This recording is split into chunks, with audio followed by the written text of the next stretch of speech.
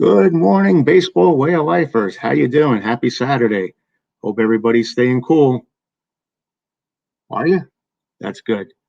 Uh, isn't it good to have baseball back? Isn't it good? I know the All-Star game is fun. The home run derby, some people love it, some people don't. Some people like the All-Star game, some people don't. Some people love the star power of the All-Star game, some people don't. Some people hated, and I would say 95% of people hated the uniforms that were in the All-Star game this year. Some people like them, and that's the beauty of baseball, isn't it? We all have differing opinions, and that's what makes the game so great. Now, what I want to do here is make this site, Baseball Way of Life, even better for you guys because you're the ones who are rocking it these days. And what I want to do is basically whatever you guys want to do. I want to cover like the major stories of every day, what's happening in baseball. We have so much going on in the group we can discuss. We can make it like an open forum if you'd like. We can do trivia, whatever you guys want to do. Some days I'll let you know ahead of time when I'm going to be coming on. Some days maybe no one will be watching, but the beautiful thing about that is if you're not watching, these broadcasts will be on YouTube after they're completed, and they're going to go under the group name Baseball A Way of Life.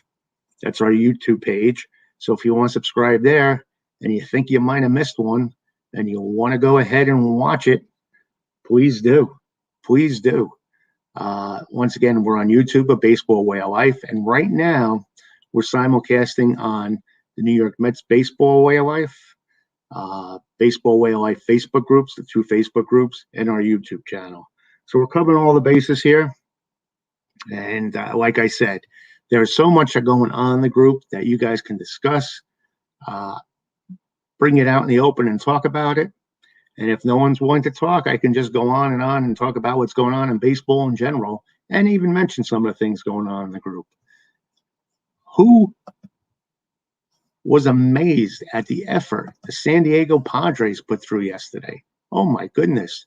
Now, I know the Chargers are no longer playing in San Diego, and the Redskins are no longer called the Redskins, but it was reminiscent of the Chargers playing the Redskins yesterday, 24-8.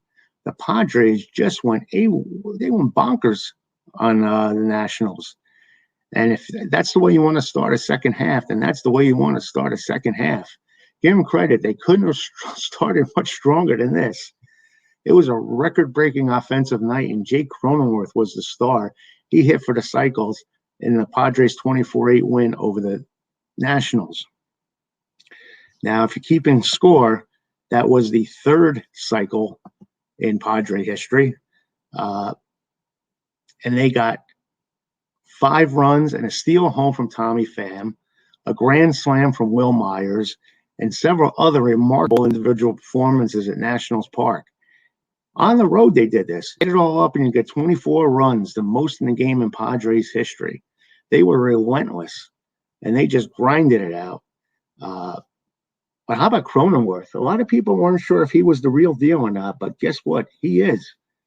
And he became an all-star this year. And in one night into the second part of the season, because he was an all-star the first half, he doubled in the second inning, tripled in the third, homer in the fifth, before legging out infield single in the sixth to complete the cycle.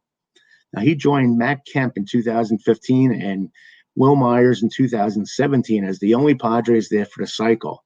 And we know Petco Park's a tough pitchers club, pitchers park, and no one's done it yet at Petco Park. Kemp and Myers achieved theirs at, guess where? All-Star game friendly Coors Field. Although I was surprised, it wasn't the offensive explosion I expected in the game this year there, but the home run derby sure proved you can hit the ball a mile there. And Cronenworth, I guess, is coming off the high of his All-Star game experience. And the Padres are showing that they're here to stay. They're going to be a team to be reckoned with, I would say, for the next 3 to 5 years. And you know what? Cronenworth could have even completed this cycle an inning earlier. But Trey Turner, and what a talent he is, isn't he? Isn't Trey Turner good? Trey Turner actually leapt and robbed Cronenworth of a single on the top of the first. Now, Turner is the only MLB player to hit for the cycle this season. And what better way to do it? He rock and rolled, that's for sure. What else went on in that game? It was just fantastic. Here's some of the footnotes from that game. Tommy Pham finished a triple shy of his own cycle, and he scored 5 runs, tying Al Martin for the most in a game in franchise history. Pham also stole home on a perfectly executed double steal in the first inning, marking the Padres' 3rd steal of home this season. And Myers continued the Slam Diego tour. Yes, that phrase is going to be coming back soon, isn't it? Slam Diego. He continued the Slam Diego tour with a salami in the 7-run second inning for the Padres. And it was the Padres' 13th grand slam since the start of last season, easily the most in baseball. And Myers has 3 of those. The last team with a cycle and a grand slam in the same game, the Texas Rangers, exactly 11 years to the day earlier. And who did it? Benji Molina. He had both. The 32 runs combined made this easily the highest scoring game in the majors this season. And the 24 runs were the most for a team that a player hit for the cycle and most ever allowed by the Nationals. Now, the longest 9-game inning in Padres history at 4 hours, 15 minutes. Hey, you don't mind long games when your team's scoring 24 runs, that's for sure. Had a little bit of everything. But it was Cronenworth's ninth, the latest chapter in his remarkable story. Cronenworth arrived in San Diego 2 off-seasons ago, perceived as a throw-in in the trade that also netted Pham from Tampa Bay. A surprise inclusion on the 2020 opening day roster, Cronenworth hasn't looked back, and a lot of people thought he was a fluke last year, me included, I'll admit it, but he is really an all-star. And now he has an all-star game, a cycle under his belt, and he's hitting .284 with an .837 OPS. And he is fantastic at second base. And basically, he can play anywhere the Padres put him, and that makes him right now one of the better players in the league, that's for sure. And you know what? The Padres scored 24 runs, but to show you how tough the NL West is, the Padres didn't pick up any ground in the National League West. The Dodgers and Giants both won their games. The race has been that kind of race. It's relentless, and it's going to be survival of the fittest, that's for sure. But I think the Padres sent a message out. They're here to play in the second half, and I'm one guy who's actually going to be enjoying watching the Padres this year. I'm a baseball fan first and foremost. You know, a lot of people say, well, Stan, you're a Met fan, blah, blah, blah, blah, blah. But you know what? It's all about the baseball, baby. It's all about the baseball. And speaking of my Metsies, they were a little bit feisty there yesterday, weren't they? That's for sure. Yeah, they got involved. Marcus Stroman. He's a controversial figure. Either you love him or you hate him. And a lot of teams love him, especially when he's on your team.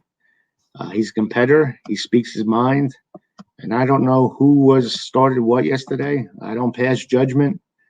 But there were words said between Marcus Stroman and the Pirates' own John Nogowski. While I was watching that game, I said, oh, no, this is the last thing we need. Someone's always going to get hurt in these things.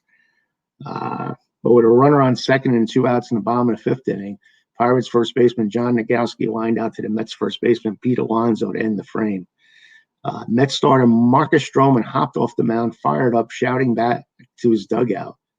But Nogowski took exception, pointing back at Stroman and crossed by the Pirate on the way to the visiting dugout. As Nogowski shouted in his direction, Stroman responded. Nogowski walked toward him while continuing to voice his disapproval. And the benches quickly emptied and joined together on the third base side of the mound. And I think Stroman was just excited and he was voicing his pleasure towards the Met dugout, but I don't know. So I'm not going to pass judgment. Nogowski said that's a big spot game. He was fired up for his team to get that out. So, you've got 2 competitive guys out there. Stands full and it gets a little heated sometimes. But shoot, that's why we love it. Now, the bullpen's even emptied after these two butted heads, and by the time the players arrived, Nogowski had begun to walk back to the dugout. Stroman appeared to be in some form of discomfort before sprinting back to the dugout. Tension dissipated on the field, and the umpires held a conference with managers Derek Shelton and Willie Alhas. And the good thing was no ejections were issued after the scuffle. They worked things out, and they did things the way they thought they had to do them. Now, the drawing continued in the top of the sixth when Nogowski engaged Stroman in some banter from first base while the right-hander was on the visitors' dugout railing. However, nothing further escalated, and Nogowski claimed to not even, quote, recall the conversation. Nogowski even said, I don't even remember what we were talking about. I don't know. I've got some friends over there that I was probably laughing with.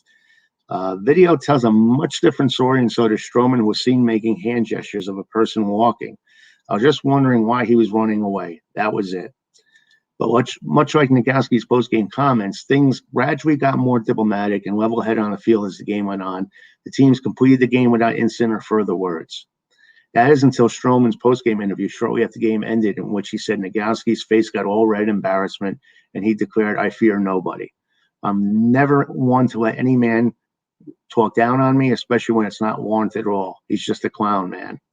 Nogowski had not seen Stroman's comments by the time he spoke with the Pittsburgh media, but he knows it's probably blown up online by now, and he's right. I'm sure I'll read it on TMZ or something like that. I'm not too concerned about it. So now let's take us to MLB rumors. It's that time of year, folks. Yes, yes, yes. It's that time where we're all speculating what is going to happen, who's going to make the big moves. Do you guys have any ideas? It looks like the Cubs are going to be big sellers here, and that is going to be fun to see. But there's other stories going on. That's not the Cubs. Even the Twins are in the mix here, and they're attempting to sign outfielder Brian Buxton to a contract extension ahead of July 30th deadline. That's according to Ken Rosenthal. And as Rosenthal detailed in his piece for The Athletic, the Twins are preparing to trade Buxton should he not accept their proposal, which was in excess of $70 million. The Yankees awarded center fielder Aaron Hicks in February 2019, and it does feature a number of escalators and incentives. If Buxton is made available, MLB Network insider John Heyman expects the Phillies to be at or near the front of the line.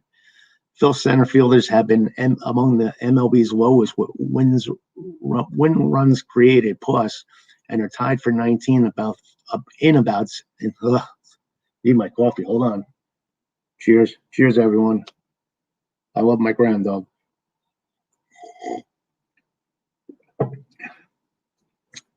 Yeah, here we are. Phil center fielders have MLB's lowest wins rated created plus at 68 and tied for 19th and outs above average -3 this season. So it's going to be interesting. Buxton remains on the 10-day injury list while recovering from a boxer's fracture on his left hand, stayed on June 21st. That's possibly tabling any serious trade talks until the offseason. This 27-year-old Gold Glove outfielder is entering his final year of arbitration in 2022 and will be unrestricted free agent prior to the 2023 season. So it's going to be interesting to see what happens there. Now, Rosenthal also mentioned that the Twins are considering enter similar discussions with starting pitcher Jose Barrios, who has been mentioned in trade rumors and will be entering free agency following the 2022 season. Now, July 16th, the Cubs have shifted into selling mode ahead of the trade deadline, and they already dealt Jock Peterson. He was the first domino to fall, and it's going to be interesting to see what happens. And it looks like with all these expiring the contracts the Cubs have, there may be more on the way. Chris Bryant, Anthony Rizzo, Javier Baez. Yeah, it looks like the party may be ending in Chicago. While Brian closer Craig Kimbrell are on the block, MLB Network insider John Heyman is hearing the team will try to sign Rizzo and Baez to extensions before shopping them. Bryant is already drawing interest from multiple teams. Now, the Yankees have talked to the Marlins about Marte. Multiple reports in recent days have linked the Yankees to the Rangers' Joey Gallo, but he apparently isn't the only outfielder New York has been discussing. According to the Athletic's Jim Bowden, Yankee general manager Brian Cashman has talked to the Marlins about center fielder Starling Marte as well. Now, With Acuna out, the Braves are adding instead of attracting. And let's be honest, little has gone right for the Braves this season. It's been a tough season for them. High expectations. And with Acuna tearing his ACL on Saturday, a lot of people thought the Braves may be sellers at this point. They declared they could be just the opposite Thursday by announcing a trade for Cub outfielder Jock Peterson. The Braves entered the second half only 4 games behind the first place Mets. That division is there for the taking. And despite not spending a day above 500, they don't appear to be waving the white flag. Peterson has his platoon struggles against lefties, but his power should help the Braves offset at least some of the offensive void left by Acuna's season-ending injury. MLB Network insider Ken Rosenthal notes the Braves could still shop Peterson, playing on a 1-year contract before the July 30th trade deadline if they fall further outside the playoff picture. So is this the beginning of the big spree for the Braves? Perhaps not. Atlanta is about to begin one of the toughest parts of the schedule with 18 straight games against 500 or better teams. But you've got to take note, the Mets are failing to run away with the division lead, and the Braves are not ready to concede. And you have to realize that the Phillies and Nationals could also be looking to add before the deadline. So if you want to catch the Phillies or the Nationals, I think you're going to have to do what you can to stay into the mix. So I think the Braves always want to be players, I think. So I don't think they're going to throw in the towel at all. Now, if Atlanta does fall further out, they could start selling off some of the veterans on expiring deals, like Charlie Morton, the most obvious candidate. Freddie Freeman is in the last year of his contract as well. But I think he's there to stay. If he goes, I think all hell breaks loose with the Atlanta fan base, that's for sure. That would really be throwing a towel. But Morton is a great piece to trade. He may be the pitcher that teams want because he always comes through in the postseason, it seems like. He's on a 1-year, $15 million contract with the Braves, and he's delivered a 2.70 ERA with 70 strikeouts across 60 innings in his past 10 starts. His postseason resume is a selling point. Like I said, he's been great in the postseason. He's appeared in 2 World Series and owns a 3.38 ERA and 13 playoff appearances. Now, Rockies GM has not committed Story to trade. The Denver Post gathered 6 national writers to discuss the state of Rockies for an article that was published Thursday, and one of the topics centered around Story's trade deadline destination. Most expect Story to be dealt. However, interim manager Bill Schmidt indicated Thursday that his club could wind up holding its star shortstop past the July 30th deadline. Now, are the Yankees Gallo? Are they looking for Gallo? They're extremely over right-handed, that Yankee lineup. Everyone bats righty in that lineup except for Brett Gardner. And that's strange because Yankee Stadium has the short right field porch. And Gallo could be the perfect target. But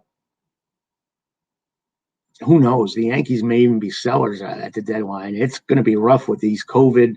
Looks like Judge is going to be out for a little bit now with the COVID restrictions. And they lost yesterday to Boston. They got a tough road to haul, that's for sure. Now, how about Cole Hamels? He's holding showcase.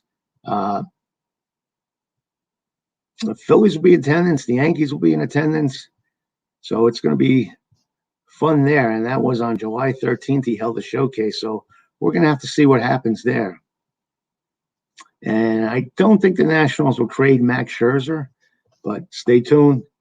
It's been a crazy year in baseball, and quite frankly, anything can happen. Now, who are the teams on the bubble? Are they going to be sellers? Are they going to be traders? We'll see. In the American League, there's 7 teams that are mixed for the wild card berths with a 5.5 game spread separating the top and the bottom of the standings. Now, the National League wild card race isn't nearly as tight as the Reds are the only team currently within striking distance or even above 500 of the Dodgers and Padres. That said, a lot can happen in 2 weeks. Just ask the Cubs. What teams currently might be on the fence with 2 remaining weeks until the trade deadline? Well, how about the Reds? The Reds are 48-42, and they remain in the thick of both the NL Central and wild card races. They sit just 4 games behind the first place Brewers and 3.5 games behind the Padres for the second NL wild card spot. General manager Nick Kroll said he absolutely expected to be a buyer this month, but between time and time again, one bad week at this time of year can change those plans. Bullpen and shortstop appear to be the biggest areas in need. And who knows? Maybe the Reds will make a big splash for Story or Baez. We'll have to stay tuned on that. And how about the Mariners? It's been 20 years since the Mariners reached the postseason. So a return to October will be a welcome sight for Seattle and their fans who are starving for some playoff action. Now, they did have a 3-8 start to start June, and that left the Mariners 4 games below 500, but they've been on a tear lately. They've been 17-8 in their final 25 games before the break, and they moved within 3.5 games of the A's for the second AL wildcard spot. And we know Jerry Dipoto, he is the ultimate trader, and trader in a good way. I mean, trading players, not being a trader against your team. And though the club's minus 50 run differential, and this is where they're defying logic, might be a sign that going all in for a 1-game wild card appearance is unwise. So we're going to have to see what they do. Now, adding a controllable player or two would help both this year and next, though a bad week or two could also turn Dipoto into a seller. Either way, the Mariners appear to be headed in a positive direction. Now, how about the Yankees? Yankees are 46-43. Perhaps the most confusing team in the major leagues. The Yankees have underperformed this season thanks to injuries and inconsistency. Both owner Hal Steinbrenner and GM Brian Cashman have been on record saying the Yankees would be buyers, and their recent interest in Texas's Joey Gallo would indicate that remains the case. The starting pitcher remains the biggest need, though through the Yankees' struggling lineup, which ranks 12th in the American League in runs scored. They could also use a boost likely in the outfield. The Yankees enter the second half 8 games behind the first-place Red Sox and 4.5 games behind Oakland for the second AL wildcard spot. But even if those margins grow, it seems unlikely that New York will become a seller, primarily because there aren't many pieces there to sell right now. How about the Indians? The Indians are 45-42, and they're just 4.5 games behind the Athletics for the second AL wildcard, though it trails the first-place White Sox by 8 games in the AL Central after 4-11 finished their first half. Now, should the Indians find themselves closer to the wild card by the end of the month, the front office could add a starting pitcher or two and possibly an outfield bat. But it seems it's just likely that Cleveland could emerge as a seller. Should the Indians decide to buy, outfield rotation help would be the biggest need by far. If they take the other route and opt to sell, Cesar Hernandez, Eddie Rosario, and Brian Shaw would likely be the most likely candidates removed. Now, but the Angels will be adding a monster bat to their lineup in the coming weeks, but they won't have to make a trade. Mike Trout is expected to come back very soon, and that's going to be a welcome sight for the Angels, that's for sure. Imagine having Ohtani and you're having Trout in the same lineup. Oh, my God, that's every baseball fan's dream, not only an Angel fan's dream. And that is going to be fun to watch if it does happen. And it probably will happen. As usual, it's the mound where the Angels need to prove. And while there have been some promising signs of late Los Angeles rallies, they finished the first half with a 9-4 run, leaving the club above 500 in the second half. The pitching staff, however, still ranks 12th in the American League with a 4.90 ERA. Now, with a 9-game deficit behind the Astros in the AL West and 5.5 game spread between them and the Athletics for the second wildcard spot, not to mention 4 other teams between the clubs and the standings, it feels like the Angels will have to go on a run between now and the end of the month for general manager Perry Minasian to trade away prospects for 2021 reinforcements. Now, acquiring a controllable piece or two would be the best-case scenario, though the possibility of trading away players such as Rafael Iglesias, Alex Cobb, and Andrew Heaney remain in play. And how about the Phillies? No one could ever figure the Phillies out, right? Unbelievable. How they have such an insufficient bullpen the last few seasons is baffling. And every team will need relief pitchers. That's always a key down the stretch. And what's Dave Dombrowski going to do? They sit 3.5 games behind the Mets in the NL East and 6.5 games out of the second NL wildcard spot. Philly, which ranks 9th in the NL with a 4.15 ERA for its starters and 12th with a 4.75 bullpen ERA, could also use another arm or two in rotation. In the unlikely event that Dombrowski decides to sell, Andrew McCutchen and Archie Bradley could find themselves on the block before the end of the month. Now, the Braves were in a similar spot as the Phillies before last weekend when Ronald Acuna suffered a season-ending torn ACL. Losing your best player during a season which you're already struggling, that's not a good recipe for a GM to become a buyer. And people are going to sense the desperateness on the Braves' part. But even after trading for Jock Peterson on Thursday, does Atlanta try to acquire another big bat such as Gallo to help replace Acuna? With the Braves play the next couple of weeks, see where they stand in the NL East and wild card races, then make the decision whether to buy or sell.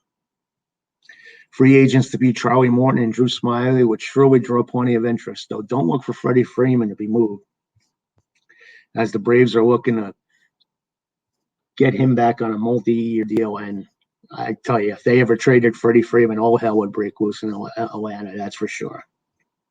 Now, how about St. Louis? The excitement of Nolan Arenado coming over. Who didn't think that they were going to make some moves this year and be a better offensive team? Well, they're right in the same boat with the Cubs, that's for sure. And they entered the second half with the same identical 44 and 46 records. It's one of the best rivalries in baseball, the Cards and Cubs. I ranked it up to the Yankees and Red Sox and Giants and Dodgers as my top three. They're both struggling. And St. Louis hasn't come out and said whether or not they'll be sellers or not.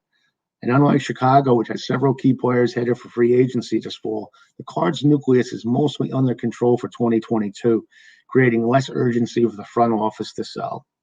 That said, the Cardinals are 8 games behind the first-place Brewers and 7.5 games out of the second National League wild card spot. So barring a big run to open the second half, the prospect of making a major acquisition seems unlikely. St. Louis could try to make some rotation upgrades with a controllable arm that can help in 2022, even if a postseason spot this season feels like a stretch. Now, how about the Nationals? They're 42 and 47, but there's a lot of talent on that team. And when they opened the season in 13-19, there was a lot of buzz as to when, not if, the Nationals would become sellers. On June 12th, Washington was 26 and 35, falling 9 games under 500 to match its low mark of the season. The Max Scherzer watch was officially on. The Nationals then rattled off 14 and 17 games to finish June, entering July with a 40 and 38 record. I guess we could really thank Kyle Schwarber for most of that. Just 2 games behind the first place Mets in the NL East. Didn't we all learn our lesson 2 years ago when Washington went in 1931 to World Series champs? Can history strike again? Can lightning strike twice?